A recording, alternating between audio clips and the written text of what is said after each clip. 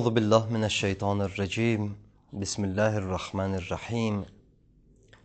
Elhamdülillahi rabbil alamin. Və sallallahu ala seyyidina Muhammedin və alihi tahirin. Salam, hörmətli tamaşaçılar. Hər vaxtınız xeyir olsun. Bildiyiniz kimi biz ötən neçə verilişlərdə həcc əməllərini və həcc ibadəti barəsində olan məsələləri sizə təqdim edirdik və yetişdik ehramdan sonra muhrim şəxsə, yəni hacıya haram olan əməllərə. Müqəddəmə ünvanı ilə bunu demək istəyirəm ki, biz bildiyiniz kimi hal-hazırda ümrənin əməllərindən danışırıq, yəni həcdən qabaq yerinə yetiriləsi ümrənin, təməttü ümrəsinin barəsində və onun birinci əməli bildiyiniz kimi ehramdır. Artıq buradan belə ki, ehramdan sonra haram olan əməllər təkcə ümrənin ehramına xas deyil, eləcə də həccin ehramına aid olduğu üçün biz daha bunu həccin əməlinə yetişəndə ehram barəsində danışmayacağıq, bəlkə ola bilsin bir işarə edək keçək. Əgər xas məsələ özünə aid olarsa, təbii ki, orada ona işarə olunacaq. Amma ümumiyyətlə bundan sonra təvaf var. Təvaf da bildiyiniz kimi həm ümrədədir, həm həcdədir.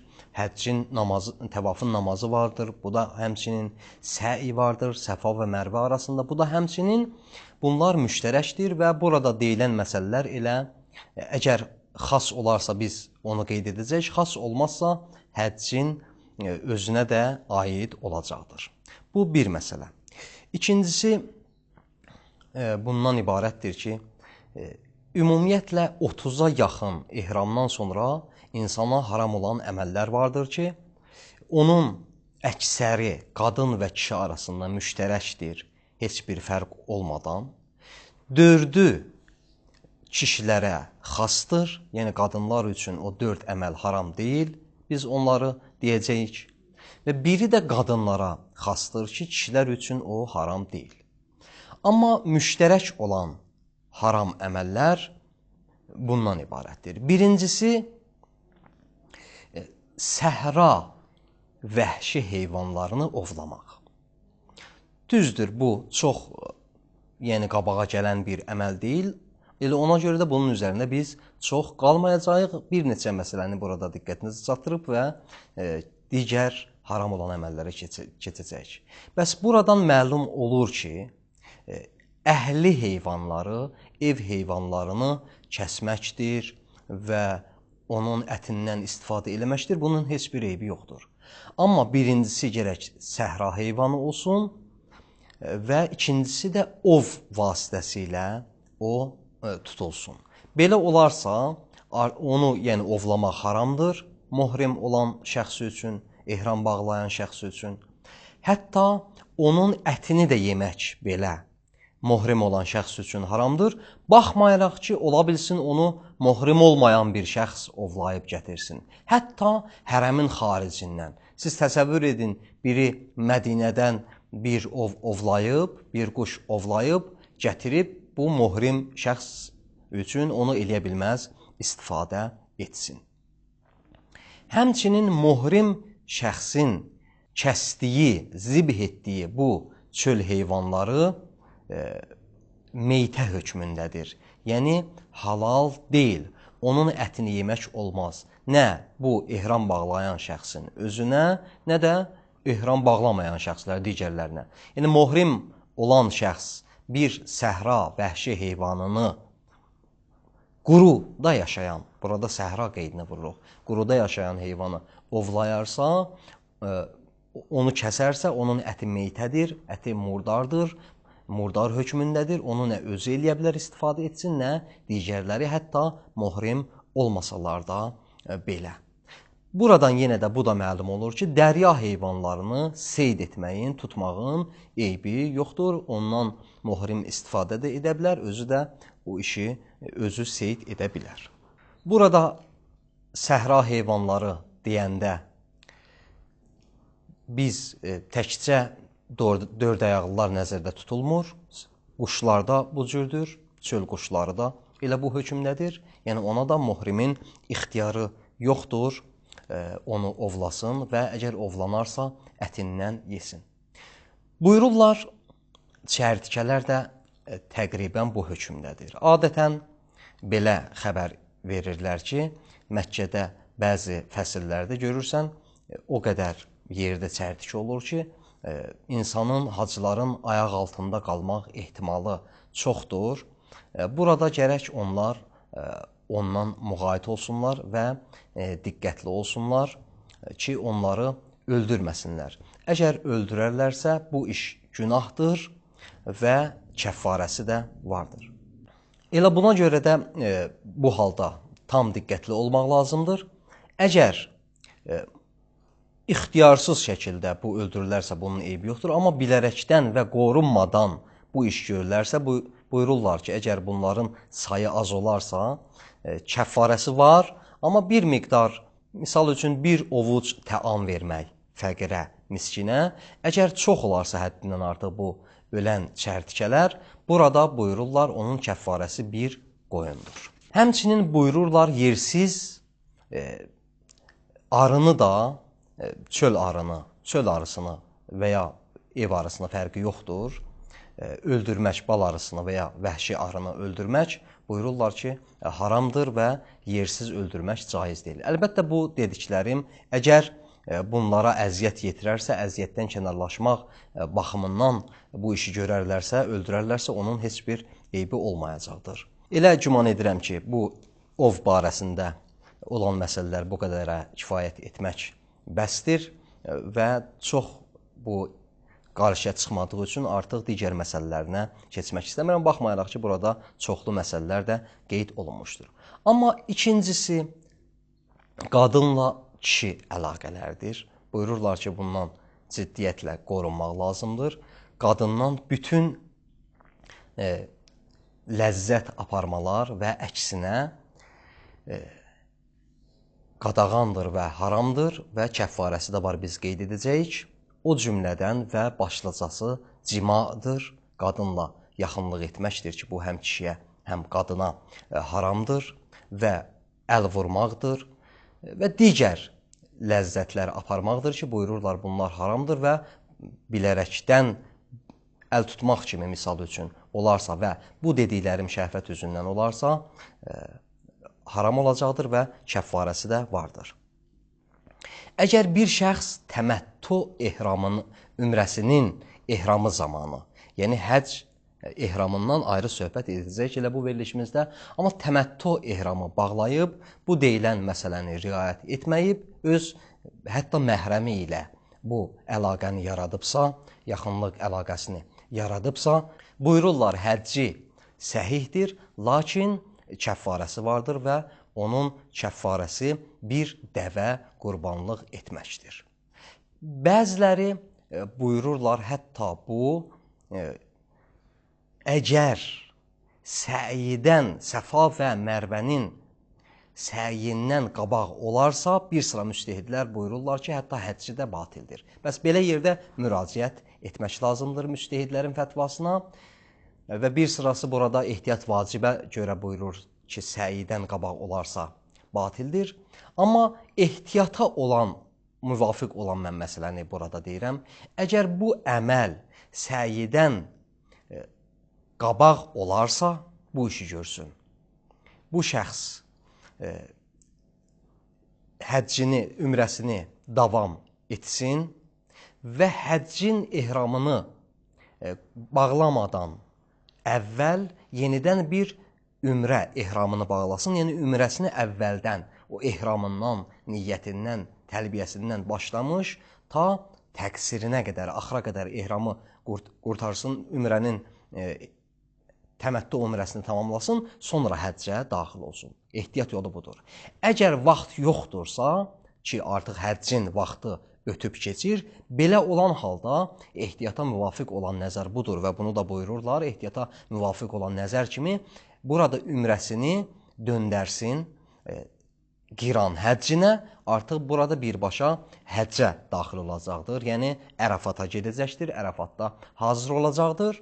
Sonradan həcc buna vacibdirsə, boynuna vacib gəlibdirsə, bir müfrədə ümrə də sonradan yerinə yetirəcəkdir ki, bu ifrat həccinin əməllərindəndir. Yəni, ifrat həccindən sonra olan əməllərə aiddir bu. Biz bir sıra verilişlərimizdə buna toxunmuşuq, bu barədə izah vermişik. Və yenə də sonraki il vacibdir ki, yenidən həcc yerinə yetirsin, əgər buna həcc vacib olubdursa.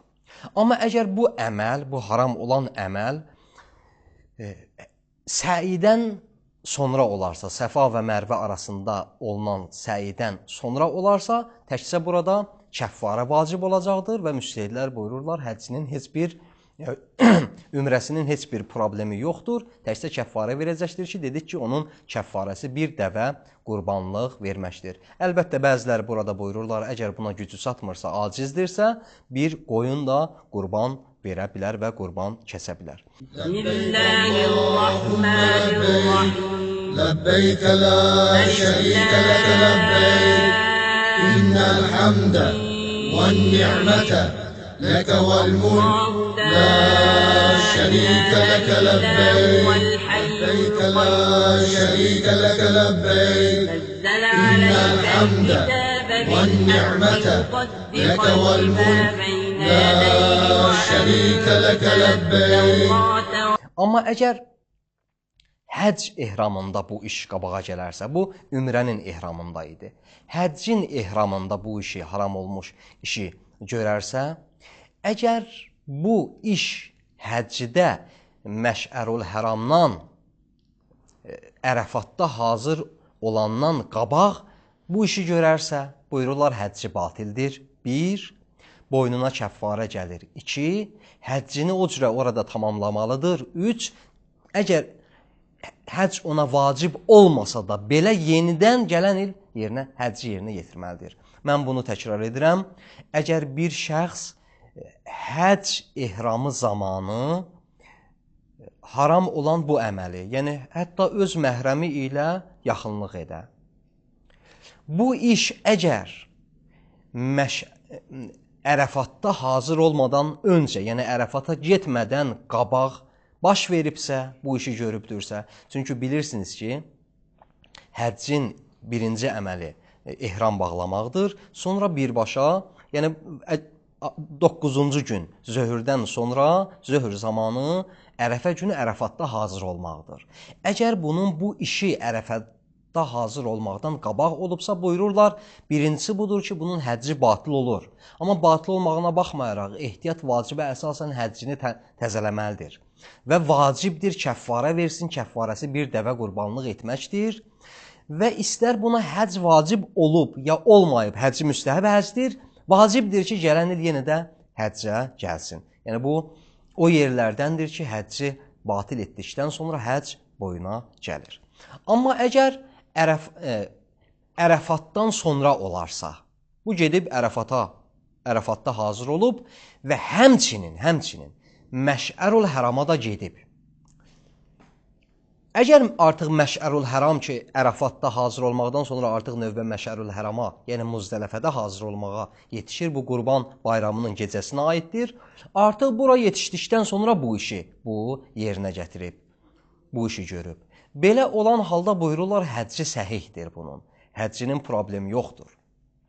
Amma aya bunun kəffarəsi vardır ya yoxdur? Cavab bundan ibarətdir. Əgər bu iş Nisa təvafının 5-ci, bəzilər deyirlər 4-cü, bəzilər deyirlər yarısı, hətta bəzilər deyirlər 3-cü təvafından sonra baş verərsə, kəffarəsi yoxdur. Amma bundan qabaq olarsa, buyururlar, bəli, bunun da elə kəffarəsi vardır, vacibdir, bir dəvə kəffarə ünvanı ilə qurbanlıq versin. Bu, bir məsələ. İkinci məsələ bundan ibarətdir ki, əgər şəhvətlə öz halalına, yəni öz xanımına əl vurarsa, bunun hökmü nədir? Bunun hökmü ki, dedik, haramdır, amma kəffarəsi vardır, yoxdur. Buyururlar ki, bəli, kəffarəsi vardır və kəffarəsi bir qoyun qurbanlıq etməkdir. Hətta bəzi hallarda bir dəvə də kəffarə ola bilər. Hətta bu iş qeyri-məhrəmi ilə də olarsa belə, buyururlar ki, bunun haramdır ki, heç kəffarəsi var, bu da öz yerində və buyururlar, hətta bəzi hallarda bu kəffarə bir dəvə də ola bilir. Burada müxtəlif məsələlər var. Artıq burada biz bütün məsələlərin cüz'iyyətinə və təfərrüatına gedə bilmirik. Yeni bir məsələ ki, vacibdir o əməllərdən ki, hacıya muhrim olandan sonra haram olur, əqd bağlamaqdır. Başqa sözlə desək, kəbin oxumaqdır və ya kəbin oxutdurmaqdır. Özü üçün və ya digəri üçün əqd oxumağı haramdır və oxuduğu əqd də məşhur nəzərə görə batildir. Və hətta bəzi surətlərdə kəffarəsi vardır və kəffarəsi də bir dəvədir. Dördüncü haram olan əməllər ki, digər yerdə haram və şiddətli qadağa qoyulan əməllərdəndir ki, mən ifadəmə görə üzr istəyirəm, istimnadır. Beşinci haram olan əməl iyili və ətirli olan əşyalardan istifadə etmək. Ümumiyyətlə, ətriyyatdan istifadə etmək. Bu, normal şəkildə ətirdə ola bilər və ya bəzən ətriyyatlı köynəklər kimi də ola bilər. Yəni, məxsus parçadır, gözəl və xoş iyisi var. Bunlar haramdır. Burada müxtəlif məsələlər vardır ki, onlardan biri budur. Hətta əgər bir yemək özü ətirli, iyili və qoxulu olarsa, buyururlar, misal üçün bu zəfəranı misal vururlar. Zəfəranlı yeməkdir, xüsusi bir gözəl iyə malikdir. Buyururlar, hətta onu yemək də caiz deyil. Əgər elə bir yemək ola ki, ətirlidir, iyilidir, amma bu məcburdur, zəruridir, istiraridir bunu yemək üçün. Buyururlar ki, bəli, bu halda bunu yeməyin eybi yoxdur, lakin vacibdir ki, o zaman burnunu tutsun ki, onun iyisini hiss eləməsin. Bəzən məcburuq biz sabundan, şampundan istifadə edək. Belə olan halda, əgər o istifadə olunan sabun və ya şampun həqiqətən ətirli və iyilidirsə, özünə xas bir iyi vardırsa, buyururlar, onu istifadə etmək caiz deyil. Təbii ki, burada məxsus sabunlardan və şampunlardan istifadə etmək lazımdır. Amma Kəbənin bəzi orada ətriyyatlar vurulur, ona xas olan ətriyyatlar vurulur, onun özündən xüsusi bir iy gəlir Kəbə evindən, onun iyisindən qorunmaq vacib deyil. Sonuncu məsələni burada istəyirəm vurğulayam. O da bundan ibarətdir ki, pis qoxudan, belə bir qoxunun yanından keçən zaman burnu tutmaq caiz deyil. Yəni, əgər elə bir yerdən keçiriksə, xoşagəlməz bir qoxusu vardır. Orada buyururlar ki, caiz deyil. Burnumuzu tutaq ki, onun iyisi bizə dəyməsin.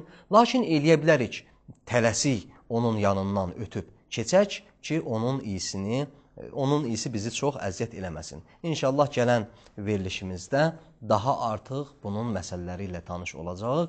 Diqqətinizə görə təşəkkür edirik. Sağ olun, sağlıqla qalın. Vəssalamu aleykum və rəhmətullahi və barakatuhu.